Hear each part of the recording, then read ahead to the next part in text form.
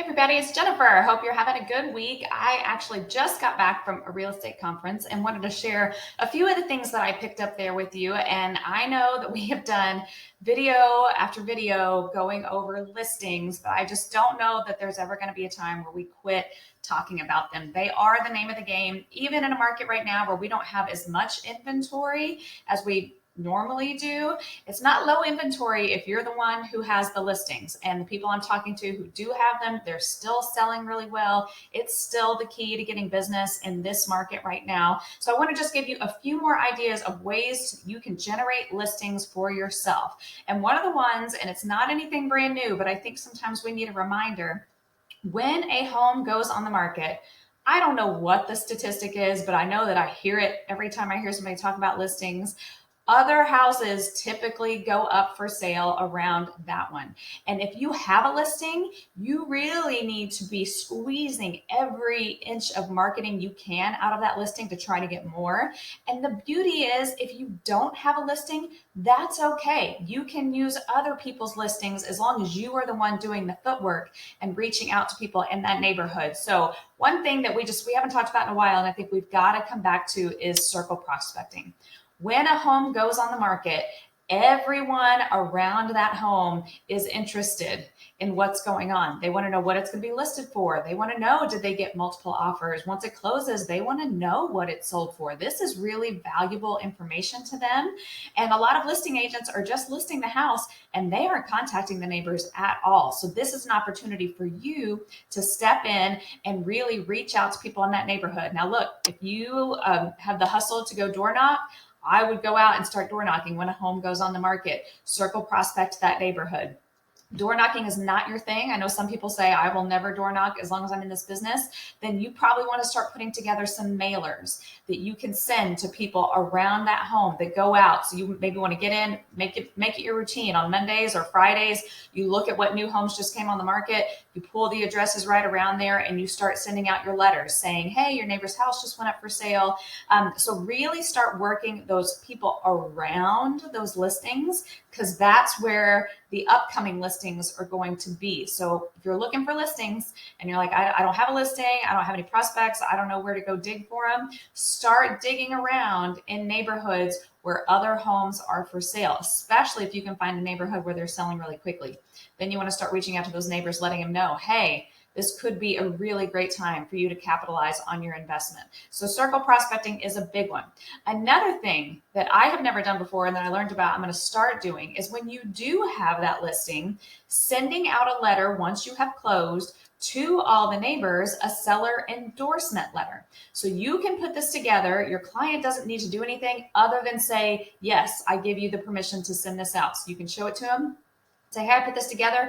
Do I have your permission to, if you're that, especially if they're happy, to let your neighbors know how our home sale went? It's just gonna, be a little endorsement from the sellers saying that everything went smoothly. Maybe this house sold in X amount of days. Maybe we were able to get a certain percentage over sales price or something general, since you can't be too specific with that. Just stating that they had a good experience with you.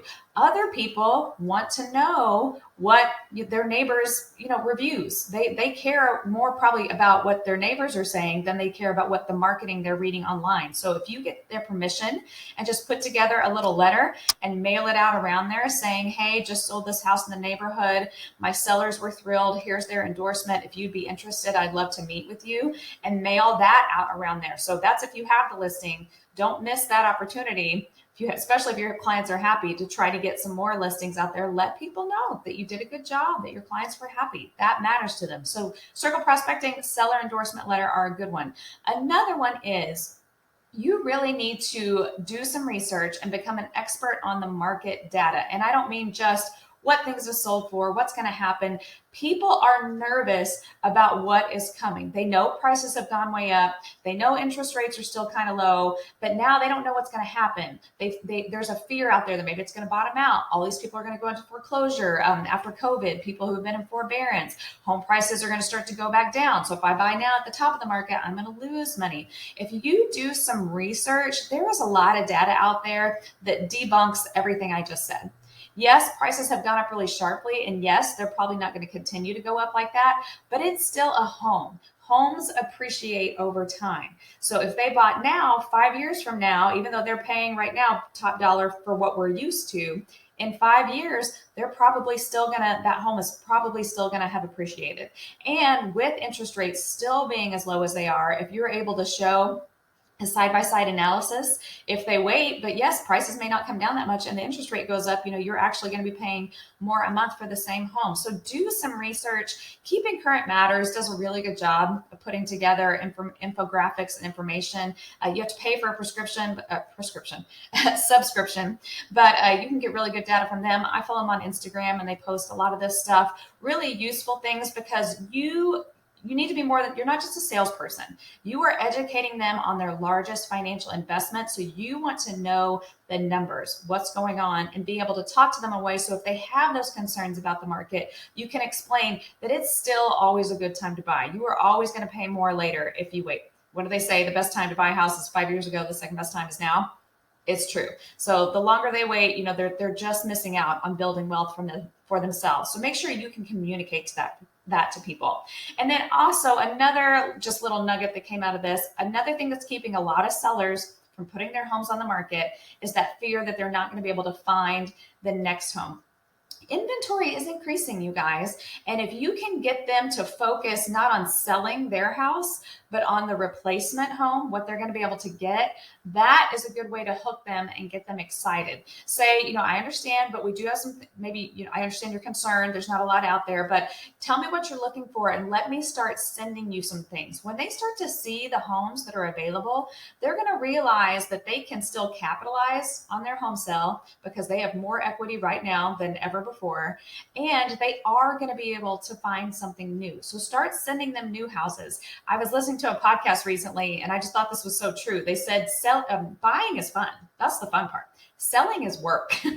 You got to clean, you got to do a stage, you got to get kicked out for showings. There's a lot to do to sell a home. The buying part is fun. So if you can get them to focus on the buying part, then they'll be more willing to go through the work of getting to sell, because it's not about selling their house. It's about them visualizing where they want to be. What's the replacement home? That's where they want to go. So if you can get good at talking about those things with potential sellers, you're going to be able to get some listings. Look, listings are out there. It's not that nobody's moving, okay? They are out there. Go get them for yourself. If you don't have them, use other people. Other agents are not doing this. So take advantage of that. They have a listing and they are just letting it sit there. You can call the neighborhood, door knock the neighborhood, mail things to the neighborhood, try to hold open houses in that neighborhood to start talking to those potential sellers about what they could get for their home and where they could end up going. And that is a good way for you to get new listings. I hope you guys have a great week. I will see you next time. Thanks.